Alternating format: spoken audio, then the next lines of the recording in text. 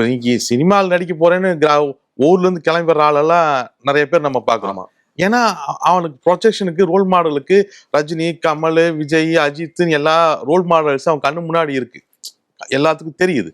Okay, நீங்க இன்வெஸ்ட்மெண்ட்ஸுக்கு இங்க என்ன ரோல் மாடல் பில்ட் பண்ணி வச்சிருக்கீங்க இந்தியாவில்? வாரன் பஃபெட்ல ஆரம்பிப்பீங்களா, இல்லை லிவர்ஸ்மோர்ல ஆரம்பிப்பீங்களா, எதுல ஆரம்பிப்பீங்க? அப்போ இது எல்லாம் காமிக்காம பட் அவங்க யாரு பார்த்துருக்காங்க? நடம் வாங்கி தங்கம் வாங்கி ஜெயிச்ச அவங்க பெரியப்பாவையும் சித்தப்பாவையும் நம்ம பேரண்ட்ஸ் பார்த்துருப்பாங்க. கிரிக்கெட்ல ஜெயிச்ச சச்சின் மாதிரியோ இல்ல ரஜினி மாதிரி ஆட்கள் ஜெயிச்ச மாதிரி ஸ்டாக் மார்க்கெட்ல ஜெயிச்ச பெரிய ஆளை நம்ம அப்பா அம்மாவுக்கு தெரியாது, யாரையும் அவங்க பார்த்தது கிடையாது. அப்ப அவங்க பார்த்ததெல்லாம் மாமா அன்னைக்கு 10 லட்ச ரூபாய்க்கு இடம் வாங்கி வச்சாருப்பா, இன்னைக்கு 1 கோடி ரூபாய்க்கு போயிருச்சு, வித்தாரு, பிரச்சனை தீர்த்துட்டாரு அப்படின்னு. அப்ப ஆட்டோமேட்டிக்கா அவங்க புஷ் பண்ணதான் சொல்லுவாங்க, செய்வாங்க பேரண்ட்ஸ். அவங்கள தப்பு சொல்லி என்ன பண்ண முடியும்?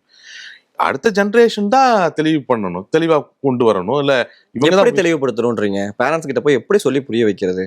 புரிஞ்சுக்கிட்டா பரவாயில்ல, புரியாதவங்க கிட்ட எப்படி புரிய வைக்கிறது? என்ன சார் இதெல்லாம், நீங்க இன்னைக்கு இருக்கிற ஜெனரேஷன் எதையோ புரிய வைக்கிறாங்க. இல்ல தெரியலையே, ஏதாவது ஒரு வழிமுறை இருந்தா சொல்லுங்க. என்ன லாபத்தை சம்பாதிச்சு காட்டணுமா அவங்க கிட்ட? இந்த பாருங்க போட்டுட்டேன், சம்பாதிச்சு வச்சிருக்கேன். இல்ல லாபத்தை சம்பாரிச்சு காட்டுறதுன்னா நீங்க அது தப்பான வழிமுறை. நீங்க கலக்கடத்துக்கு பண்ணி கூட லாபத்தை சம்பாரிச்சு காட்டலாம். லாபத்தை சம்பாரிச்சு காட்டினா எப்பா லாபம் வருதா போனெல்லாம் எந்த வீட்லயும் இதெல்லாம் சொல்ல மாட்டாங்க. ஓகே, தொழில் என்னங்கிறது புரிய வைக்கணும். சரி, ஓகே, தொழில் என்னங்கிறத புரிய. இப்ப நான் ஸ்டாக் மார்க்கெட்டுக்குள்ள ஃபர்ஸ்ட் டைம் வரும்பொழுது எங்க அப்பா என்கிட்ட கேட்டது பொருள் கண்ணுக்கே தெரிய மாட்டேங்குதுன்னு தான் கேட்டார்.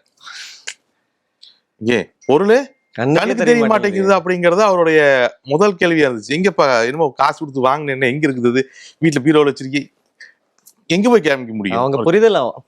அப்போ நீங்க லாபத்தை காட்டி பேரண்ட்ஸ் கன்வின்ஸ் பண்றது இல்ல வீட்டுல ஒய்ஃபை கன்வின்ஸ் பண்றதுல முதல்ல அது என்னங்கறத புரிய வைக்கணும்.